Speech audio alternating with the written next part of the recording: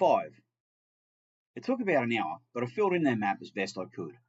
They asked me for roads and railways, if there were rivers or major ports that did not appear on their map. I did as much as I could for them. When I finished, after about an hour or so, I was taken back into the first room by Tom and his 2 male compatriots. I was given a folding chair to sit on, which I did. I was offered a cup of tea and gladly accepted. It was strong, which was good. I was missing the morning coffee, but I felt that asking someone with a visible gun for something more than they offered might not be the best thing to do.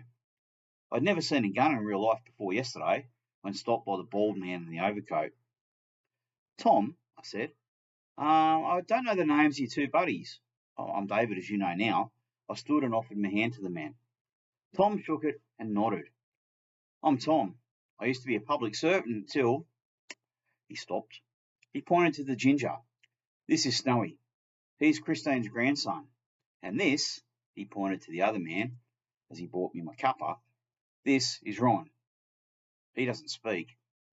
Good to meet you, and thanks for looking after me, I guess, I said. It sounded lame coming out of my mouth. Look, I'm still not sure what's going on here, but if it's as serious as you guys have made it out to be, then, well, really, thanks. Thanks for looking after me. Tom grunted, while Ron smiled. Tom said, if what you've showed us on the map is accurate, David, you'll have earned every ounce of help we can offer you. I finished my tea and the door opened. Kate came through with Christine. Christine was provided with this folding chair similar to the one that she was using in the other room. She sat opposite me and directed Ron to get her a cup of tea, which he dutifully did. She sat opposite me and smiled. Despite the broken and missing teeth, it was a smile that put me at ease. It was as if your mum smiled at you. Thank you, David. You've given us some great insight into the world outside the wall. Ron returned with her cuppa and she blew gently on it to cool it. The city is not a safe place anymore. She sipped her tea and then paused a moment. I am going to organise for you to leave the city and to go to one of the camps we've established outside the wall. I've never been there, but I'm assured that you will be comfortable. She sipped her tea again and continued, unfortunately, we have no way of returning outsiders to their homes.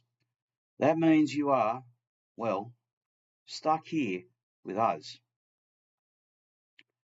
Despite the fact that there had been nothing but adventure, real and tangible smells and sights, it all seemed a bit surreal to me. I was sitting in an underground bunker below Broadway in Sydney. It couldn't be real, could it?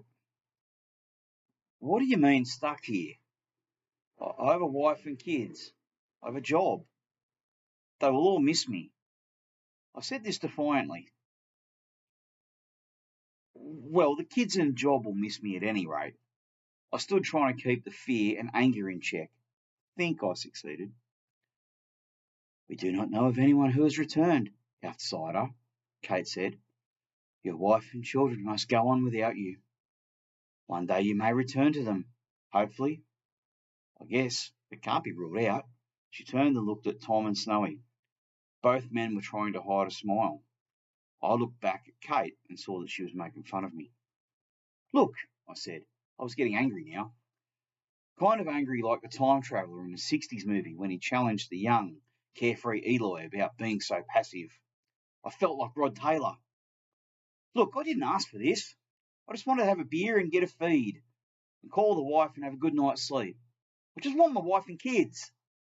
I wanted to sound angry. It sounded more like I was whining. Did no good. I was told to sit down and wait for the next chapter of my new life. I still had no idea what was going on.